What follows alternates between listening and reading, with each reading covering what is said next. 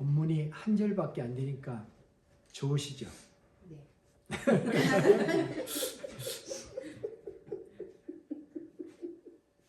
한 절밖에 안 되지만 어마어마한 내용이 이 한 구절 안에 들어 있습니다. 아멘.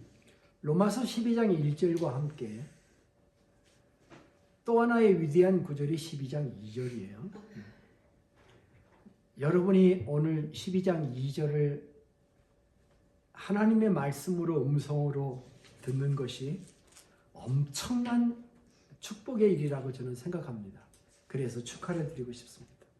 왜냐하면 이 구절이 앞으로 우리의 신앙생활에 지대한 영향을 미칠 수 있기 때문이라고 생각합니다.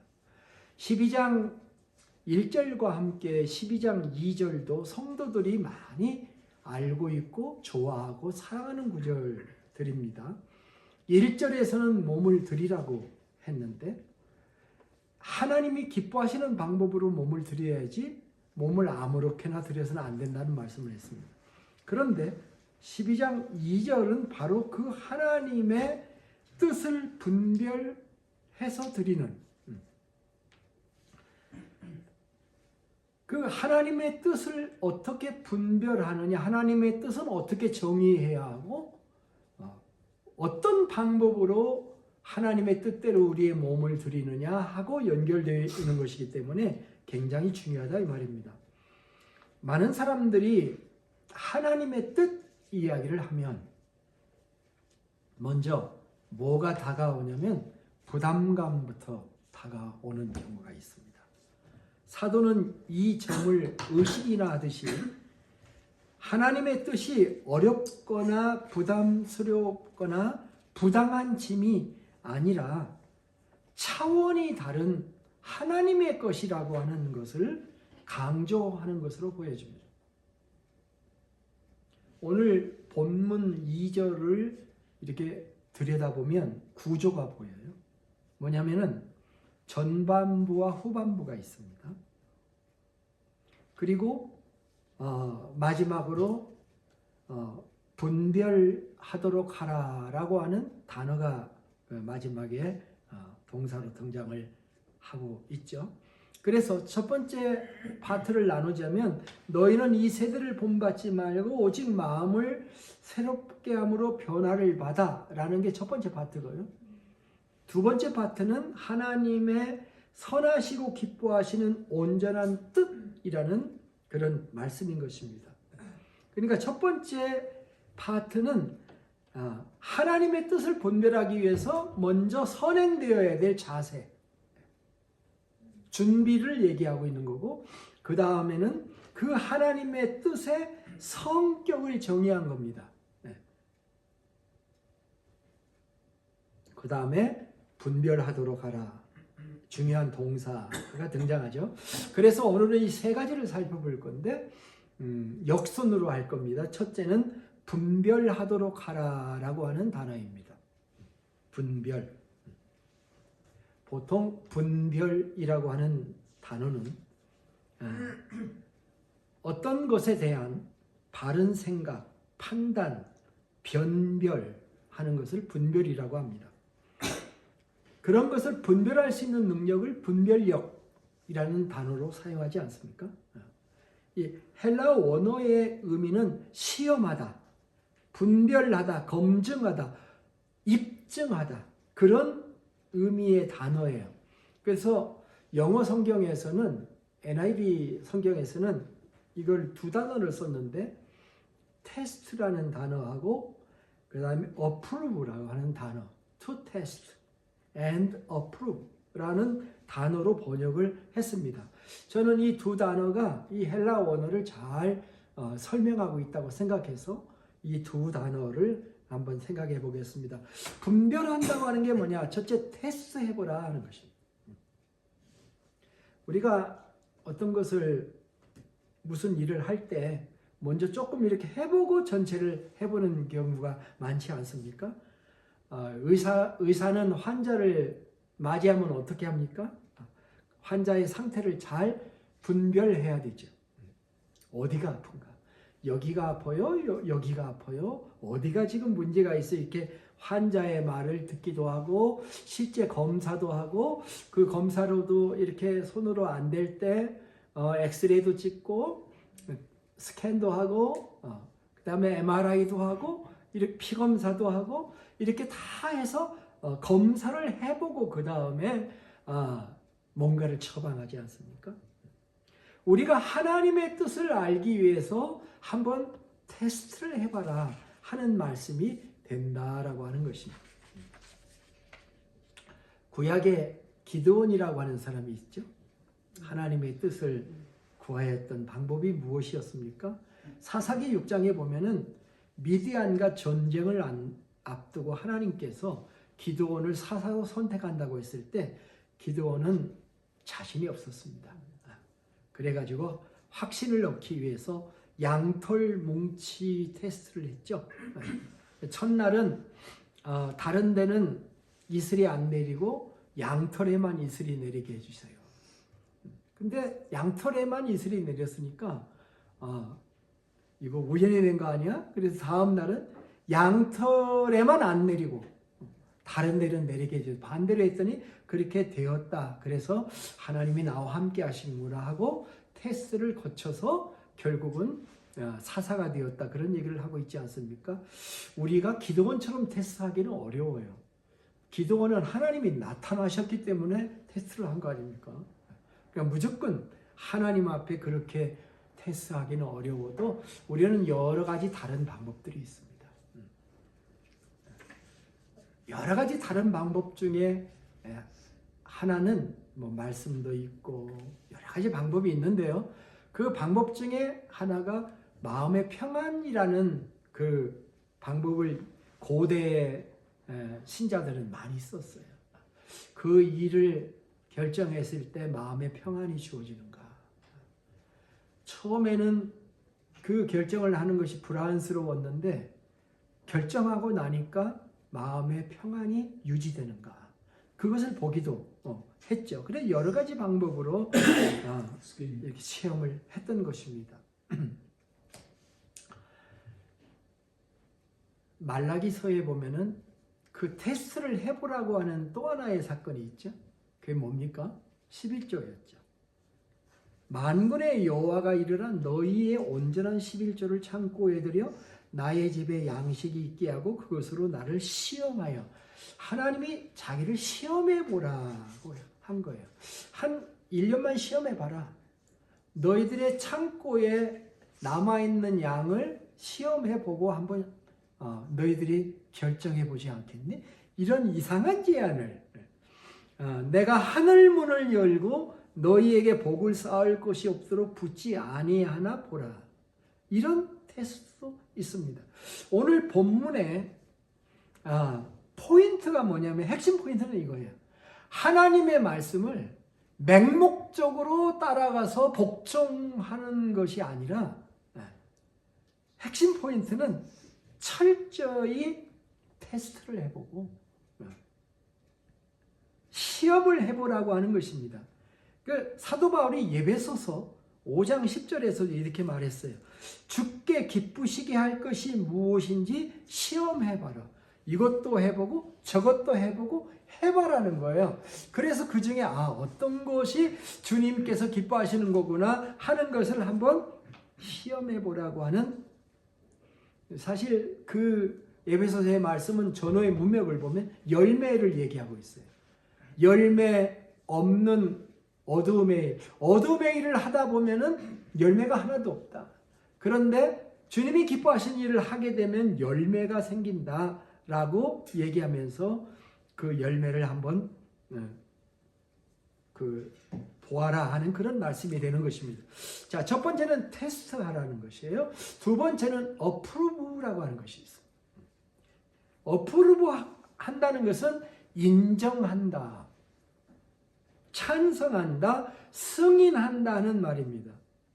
하나님은 우리가 하나님의 백성이니까 이건 무조건 복종해야 된다라고 하는 것보다도 우리가 그것을 테스트해 본 다음에 내가 그것을 어프루브해서 내가 그것을 인정하고 받아들이기를 원하신다는 그런 말씀을 담고 있는 것입니다. 하나님의 말씀은 절대적인 진리인데 그 말씀을 무조건 받아들이지 말고 시험해보고 스스로 받아들이기를 기뻐하시는 분이 하나님이시다. 놀랍지 않습니까? 우리가 구약을 공부할 때 십계명을 주실 때 하나님이 어떻게 하셨는지 여러분 아십니까?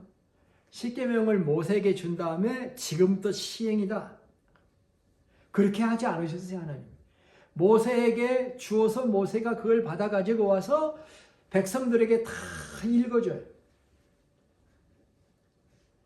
출애굽기 23장 4절로부터 7절에 보면 그게 잘 나와 있어요.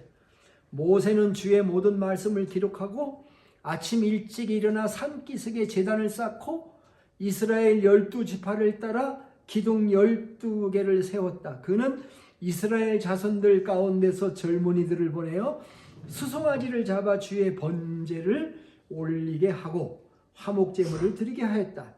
모세는 그의 피의 절반은 그릇에 담아놓고 나머지 절반은 제단에 뿌렸다. 그리고 그가 언약의 책을 들고 백성에게 낭독하니.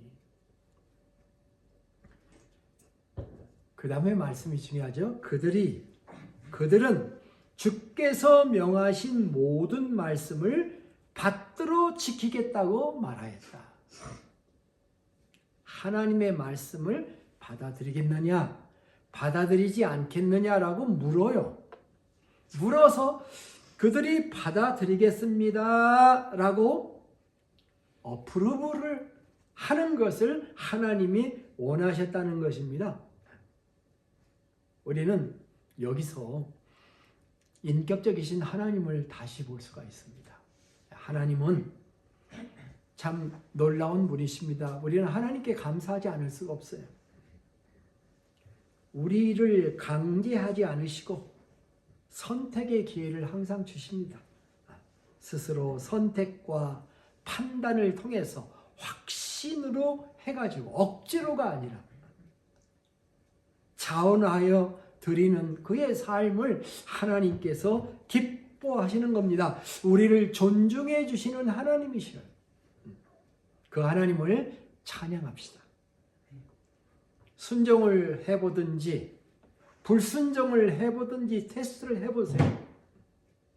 그 결과의 체험을 통해서 그 과정을 통해서 하나님의 뜻을 더 깊게 이해하고 체험하고 알았을 때 그것을 실행하게 되고 간증하게 되고 그 복음을 전할 수 있게 되는 것.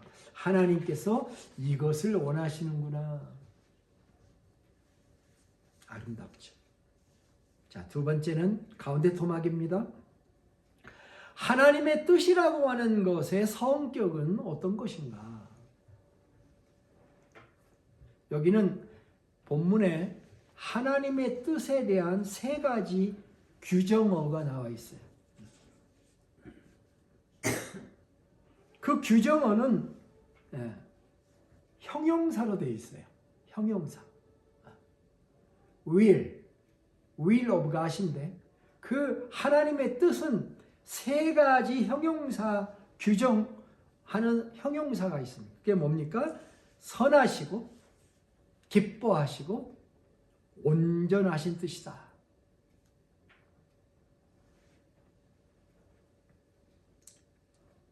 NIV는 God's will is His good, pleasing, and perfect will. 그렇게 표현을 했습니다. 하나님의 뜻이라는 것의 세 가지 성격. 첫 번째는 하나님의 뜻은 하나님의 선에 근거합니다. 선하시고. 하나님의 성품과 본성이 선함입니다. 하나님은 어떤 성품을 가지고 계십니까? 거룩한 성품, 공의의 성품, 사랑의 성품, 이것이 하나님의 성품인데 하나님의 뜻은 항상 이런 데서 나오는 하나님의 선에 근거한다라고 하는 말씀이에요. 시편 119편 68절에 주는 선하시고 선하심을 행하시니이다 라고 했습니다. 선하시기 때문에 그는 항상 선을 행하신다. 하나님에게 선한 것이라면 우리에게도 선한 것이 틀림이 없는 것입니다. 많은 사람들이 하나님의 뜻은 우리에게 나쁜 것이라고 하는 인식을 가진 사람들이 있습니다. 그래서 순종할 의지가 없다는 것은 참으로 안타까운 것입니다. 하나님의 뜻을 떠나서 내 뜻대로 사는 것이 참된 인간의 주권이다 라고 생각하는 사람에게 있어서는 하나님의 뜻은 강압이고 억압이고 우리를 구속하는 나쁜 것이 됩니다. 그러나 그것은 오해입니다. 하나님의 뜻은 우리에게도 좋은 것입니다. 유익한 것입니다. 우리로 하나님의 사람이 되게 하고 하나님의 사람의 온전함을 얻게 하는 온전한 하나님의 사람이 되게 만드는 것이죠. 첫째, 하나님의 뜻은 하나님의 선하심에서 나온 것입니다. 두 번째, 하나님의 뜻은 하나님의 기쁨에서 근거한 것입니다. Pleasing will. 사람을 기쁘시게 하는 것이 아니라 하나님을 기쁘시게 하는 건데 하나님의 기쁨, 기뻐하시고 하나님이 받으시고 기뻐하시는 의미로서 하나님의 관점에서의 기쁨을 얘기하고 있는 것입니다. 우리는요, 성경의 하나님을 너무 무서운 하나님으로 생각하는 경우가 많습니다. 기뻐하시는 하나님. 예수님에 대해서 성화를 그릴 때 근엄한 예수님이 참 많은데 자비한 모습으로 그리는 예수님도 많지만 환하게 웃으시는 예수님을 그린 게 그렇게 많지가 않습니다. 원래 기뻐하신다라고 하는 의미는요, 제사의 제물과 연관되어 있는 표현으로 등장합니다. 예배소서 5장 2절에 보면은 그는 우리를 위하여서 예수님입니다. 그는 자신을 버리사 향기로운 제물과 희생제물로 하나님께 드리셨느니라. 예수님은 하나님께 향기로운 제사였습니다. 로마서 12장 1절에도 산 제물로 드리라 그렇게 말씀했죠. 이것과 다 연결됩니다. 아들 예수는 하나님께 기뻐 받는 제물이었던 것입니다. 여러분, 우리가 하나님을 어떻게 기쁘시게 할 수 있을까요? 구약 성경의 미가 선지자는 이것을 고민했던 사람이에요.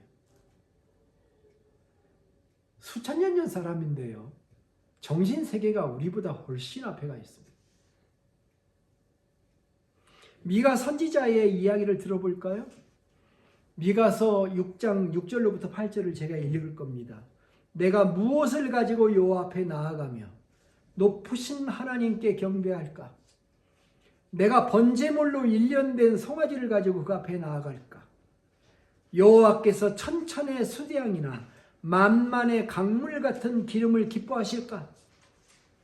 내 허물을 위하여 내 마다들을 내 영혼의 죄로 말미암아 내 몸의 열매를 드릴까?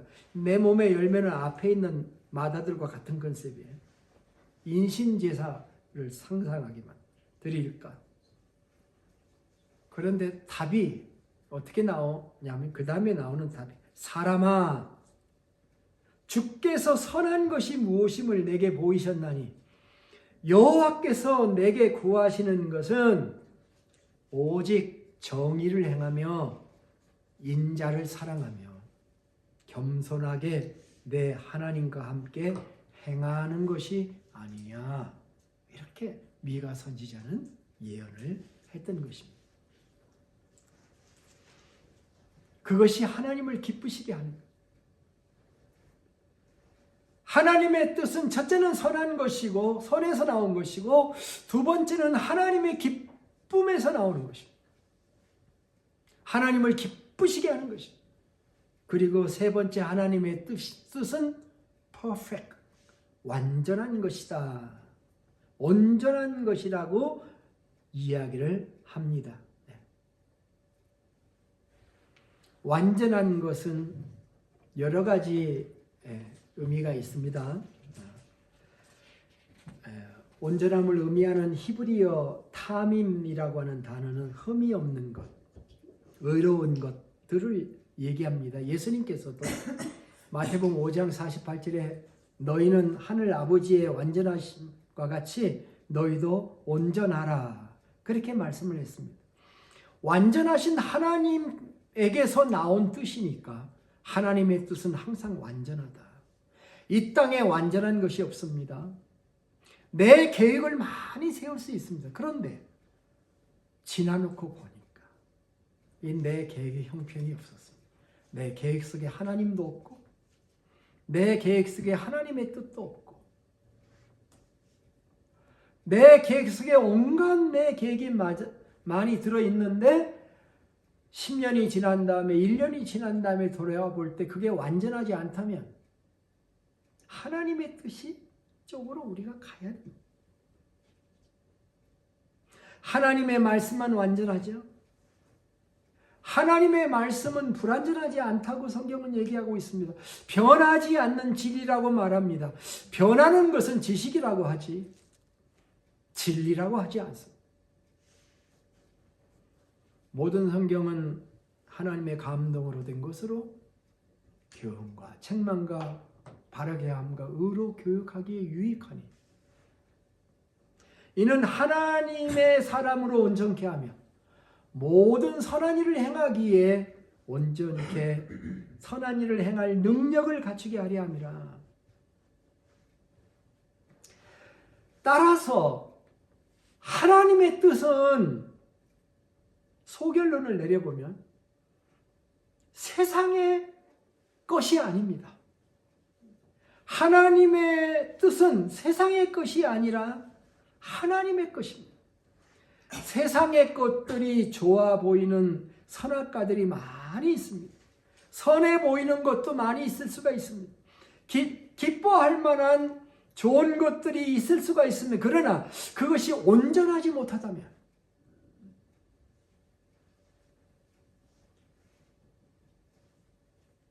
지금까지 말씀을 정리하자면 하나님의 뜻의 특성은 하나님의 선, 하나님의 기쁨, 하나님의 완전하심에 기초하고 있다는 것입니다. 단순히 하라, 하지 마라를 하지 않고 하는 것이 문제가 아니라 하나님의 것이라는 것입니다. 하나님의 뜻. 제가 로마서를 계속 공부하면서 강조한 것 중에 하나가 뭐였죠? 참새가 알 수 없는 봉황의 뜻에 대해서 얘기를 했죠. 우리를 단순히 하나님의 자녀로 만드는 게 하나님의 목적이 아니에요. 영원한 천국에 들어가는 것이 목적이 아니라 이 땅에서 거룩한 하나님의 백성으로 만들어가는 것. 천국에 가서 영생을 누리는 것뿐만이 아니라 이 땅에서 하나님의 자녀로의 올바른 삶을 살아가는 것. 그런 하나님의 자녀로 만들어가는 것이 하나님의 목적이라는 것이 이것이 현재 구원이요 복음의 목적이라고 하는 것입니다. 여러분 이 하나님의 뜻을 받아들이시겠습니까?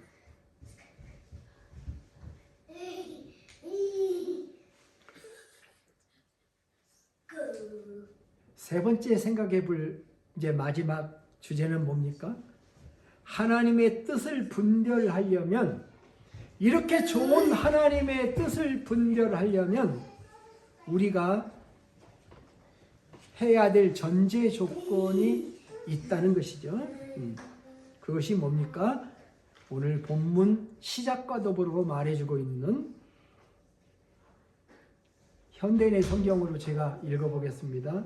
여러분은 이 세상을 본받지 말고 마음을 새롭게 하여 변화를 받으십시오.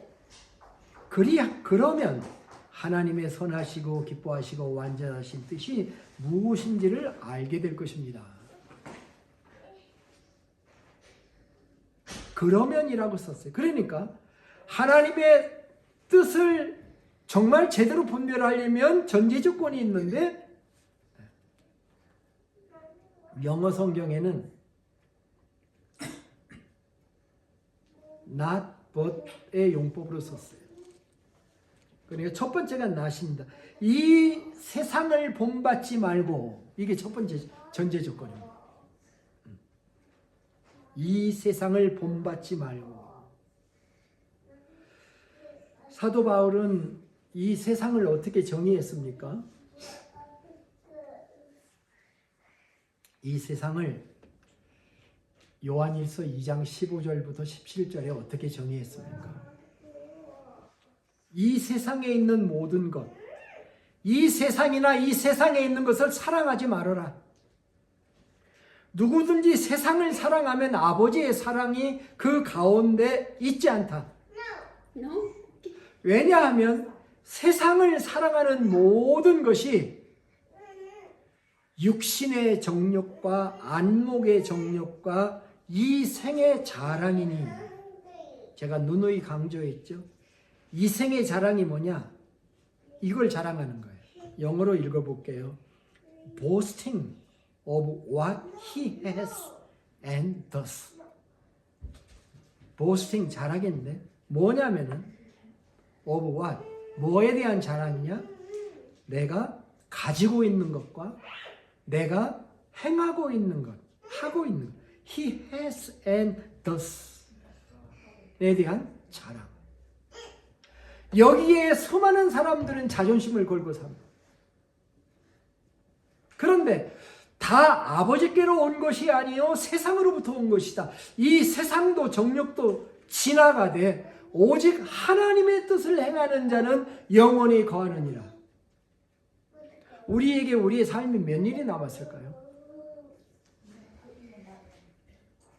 우리의 관심이 아직도 이 세상의 육신의 정욕과 안목의 정욕과 물질의 정욕에 사로잡혀 있다고 한다면, 그래서 하나님의 뜻을 행할 생각은 전혀 없다고 하면 세상은 금방 지나가게 될 것인데 하나님의 뜻을 행하는 사람만 영원히 거한다는 말씀을 우리는 지금 가지고 있는 것입니다. 세상을 사랑하면 세상이 우리를 존경하고 우러러보는 것 같아 보이지만 천만의 말씀. 유명한 연예인들이 쉽게 자살을 하는 이유입니다. 그들은 허구 속에서 살아요. 연극하며 영화가 다 픽션이잖아요. 허구의 스토리죠. 잠깐 젊을 때 미모의 순간에 얻은 인기들, 가짜로 만들어진 화면 속에, 모니터 속에 있는 그런 삶을 허상에 살다가,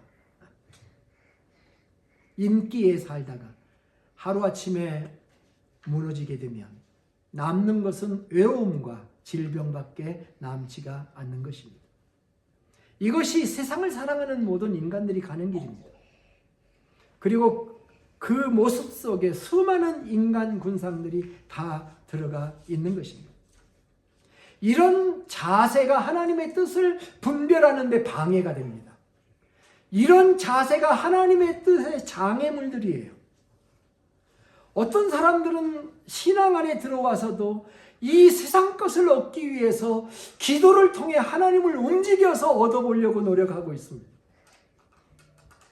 우리가 세상이나 세상에 있는 것들을 사랑한다면 결국은 그것을 얻지를 못하게 될 것이며, 우리는 신앙의 주변만 맴돌다가 정말 하나님이 선하시고 하나님의 선하시고 기뻐하시고 온전하신 뜻은 하나도 행하지 못하고 겉돌다가 이 세상을 떠나게 되는 것입니다. 그것은 정말 가시채를 뒷발질하는 것입니다. 가시채를 뒷발질하는 것은 고생인 것입니다. 그래서 세상의 유행을 따르려고 하지 말라는 이 말씀은 오늘날에도 올립니다. 저 수도원에 가면 자기의 사유재산이 하나도 없는데 조그마한 골방 하나를 차지하고 살며 기도와 명상의 삶을 살다가 돌아가시는 수도사들도 많이 있습니다. 그들의 얼굴은 굉장히 평안합니다. 그들은 주님과 깊은 교통 속에서 삽니다. 세상의 모든 것이 지나가는 것을 너무도 잘 압니다. 수도원의 무덤에 가보면 앞선 사람 수도사들의 무덤들이 오밀조밀 있습니다. 나도 언젠가 저 중에 하나가 된다. 그러나 아무것도 가진 것 없는 그들이, 무명한 그들이 사도 바울이 말했던 것처럼 온 세상을 가지고 있습니다. 그리고 주님과 깊은 교통 속에서 주님을 찬양하며 하나님과의 합일 속에서 살아갈 수 있다면 어떤 것이 이 땅에서 살아가는 행복한 삶일까요?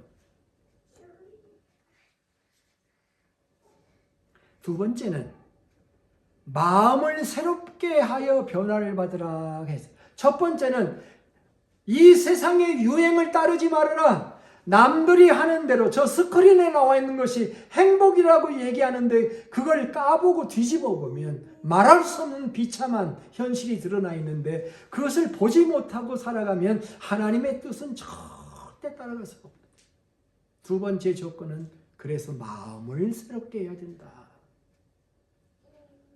마음을 새롭게 해서 변화를 받으십시오라고 얘기합니다. 이 세대를 본받지 말라고 하는 것은 우리의 기본 자세를 얘기하는 것이고 이것은 행동의 변화를 요구하는 것입니다.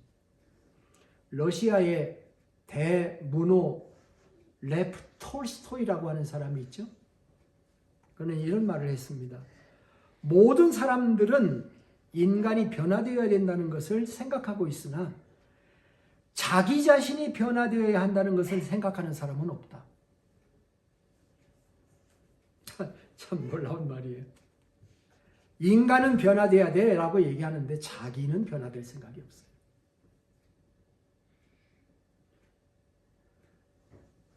세상은 계절은요 수시로 변하잖아요. 지금 이제 봄이 돼가고 있잖아요. 봄이 돼가면 여름이 되면 우리가 옷을 벗어갈 거예요. 그러면 참 빨리 적응을 하면서도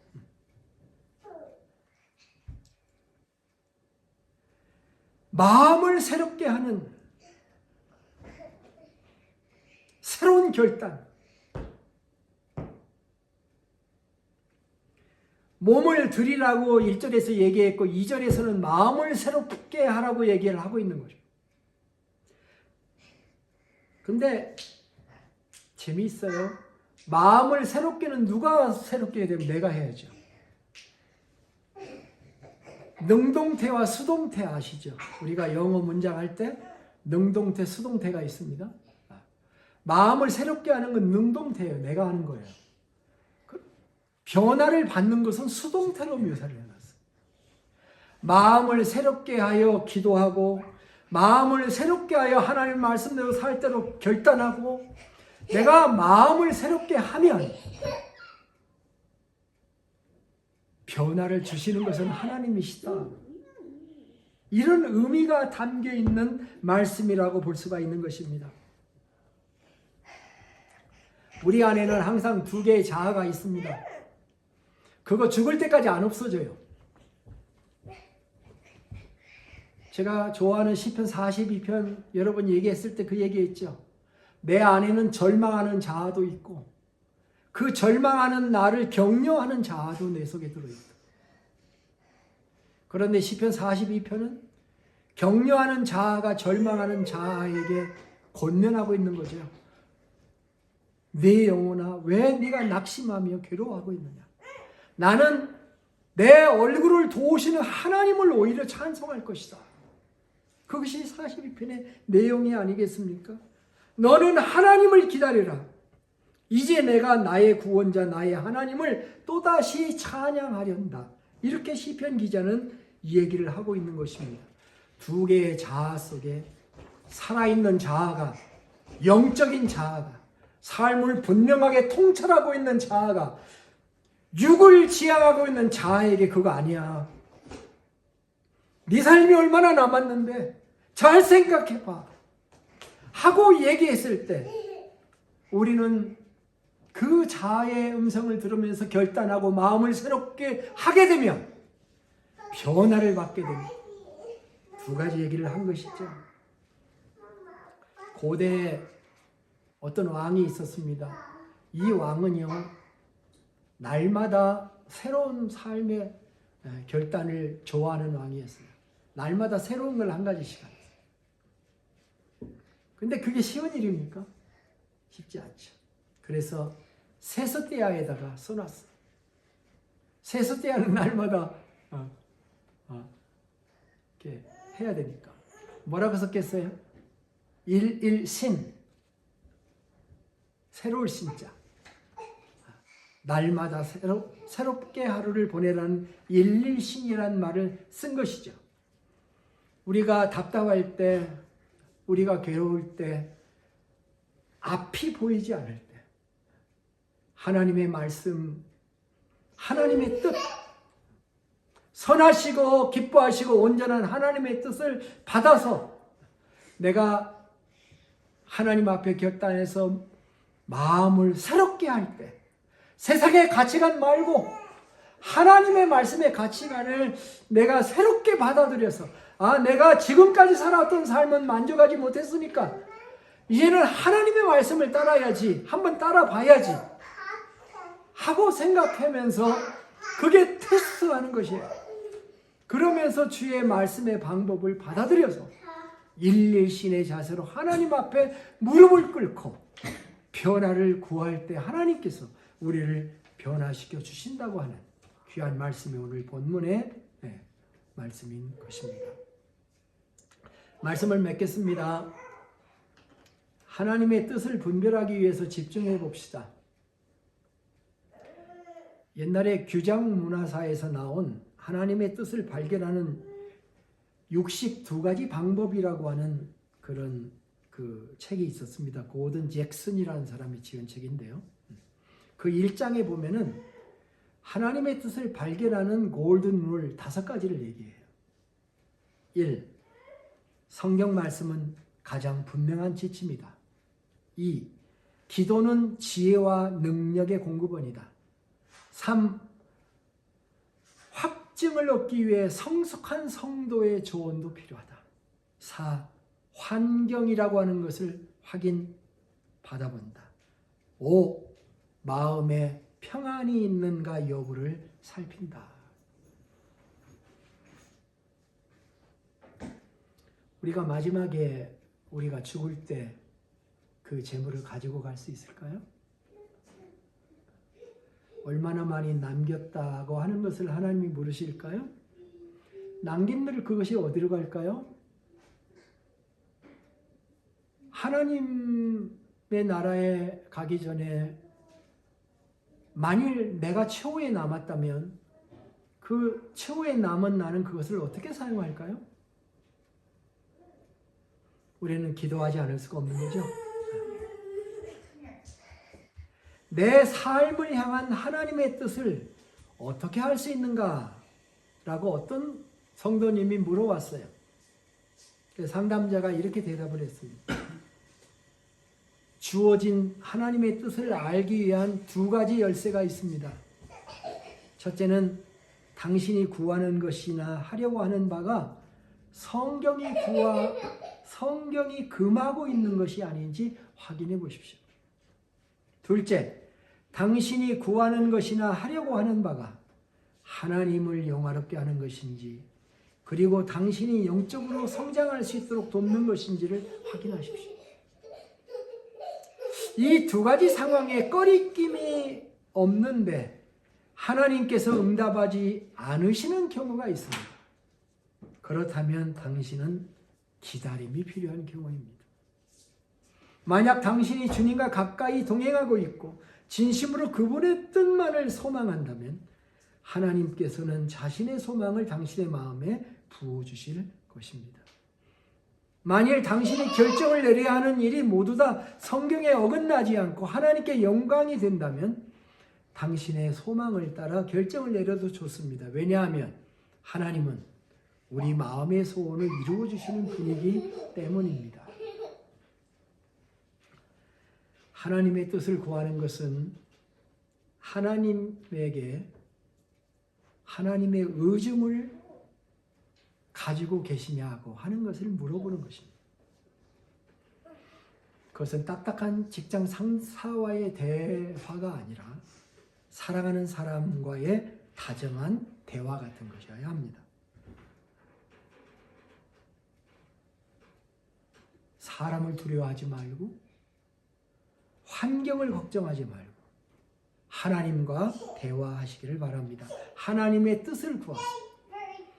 하나님이 말씀하실 것입니다. 기도하면서 내 소리를 많이 할 때도 필요합니다. 그러나 정적을 유지하면서 하나님께 이렇게 물을 수 있습니다. 하나님 하실 말씀이 있으세요. 조용하게 물으며 경청해 보시기를 바랍니다. 기도하겠습니다. 하나님 아버지, 은혜를 감사합니다. 오늘은 하나님의 뜻이 얼마나 하나님의 것인가 하는 것을 생각해 보았습니다. 지나가지 않고 영원한 하나님의 말씀, 하나님의 선해, 하나님의 기쁨에, 하나님의 완전하심에 근거된 하나님의 뜻을 받아들일 우리의 마음을 갖기를 원합니다. 이것이야말로 우리에게 기쁨과 능력을 주는 하나님의 축복인 줄로 믿습니다. 저희들이 그 주의 말씀을 받아들이며 기쁨으로 주님을 섬기기를 원하오니 주님, 저희들이 주님의 뜻을 항상 구하며 감사하며 찬송하며 기뻐하며 살 수 있는 저희들도 인도해 주시옵소서. 존귀하신 예수님의 이름으로 기도하옵나이다. 아멘.